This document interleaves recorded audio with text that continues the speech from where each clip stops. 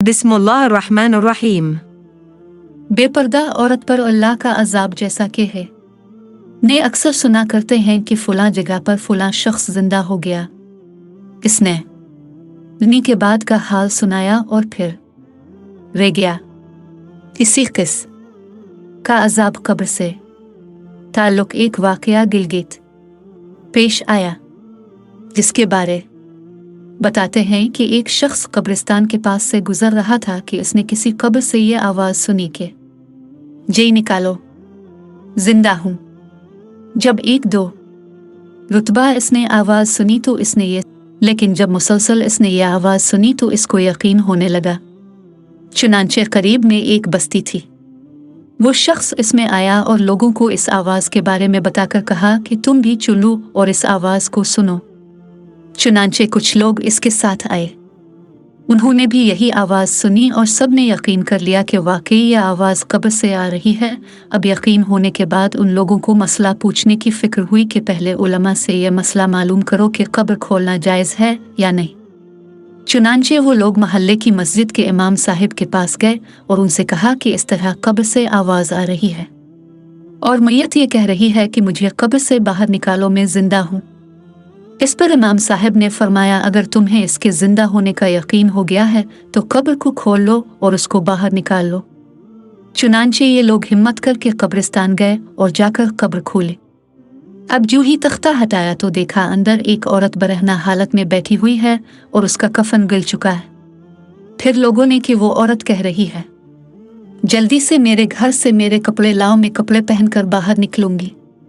वो लोग कब्रिस्तान आए थे, दौड़कर उसके घर पहुंचे। इनको वहां जाकर मालूम हुआ कि उसने अपने कमरे के अंदर से कुंडी लगा रखी है। इन लोगों ने दस्तक दी कि कुंडी खोलो।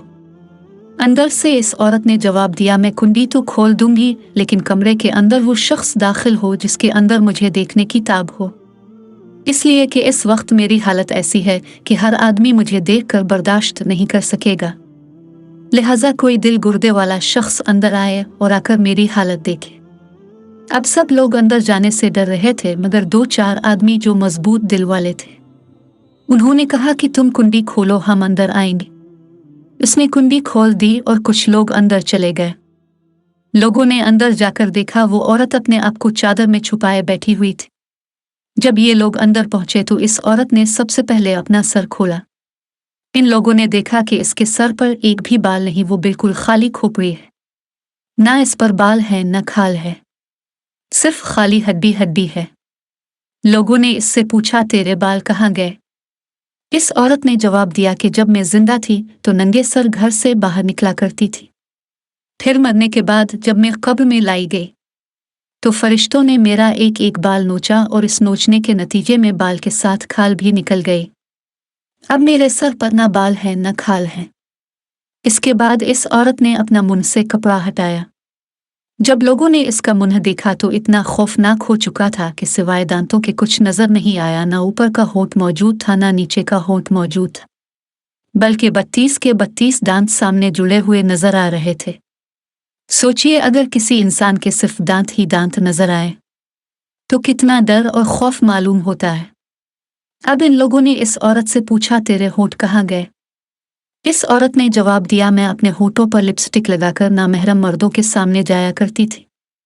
इसकी सजा में मेरे होंठ काट लिए गए, इसलिए अब मेरे चेहरे पर होंठ नहीं है। फिर इस औरत ने अपने हाथ और पैरों की उंगलियां खोली। लोगों ने देखा कि इसके हाथ और पैरों की उंगलियों में एक भी नाखून नहीं था, तमाम उंगलियों के नाखून गायब थे। इससे पूछा, तेरी उंगलियों के नाखून कहाँ गए? इस औरत ने जवाब दिया, नाखून पॉलिश लगाने की वजह से मेरा एक एक नाखून खींच लिया गया। चूंकि मैं ये सारे काम करके घर से बाहर निकला करती थी, इसलिए जैसे ही मैं मरने के बाद कब्र में पहुंची तो मेरे साथ ये मामला किया गया और मुझे ये सज़ा मिली कि मेरे सर के बाल भी नोच दिए गए, मेरे होंठ भी काट दिए गए और नाखून भी खींच लिए गए। इतनी बातें करने के बाद वो बेहोश हो गई और मुर्दा बेजान हो गई जैसे लाश होती है। चुनांचे इन लोगों ने दोबारा इसको कब्रिस्तान में पहुंचा दिया।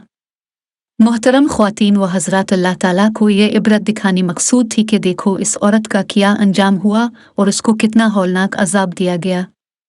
بے پردہ خواتین اس واقعے سے عبرت لے اور ان گناہوں سے توبہ کرے جس کی سزا بروز قیامت بہت سخت ہے۔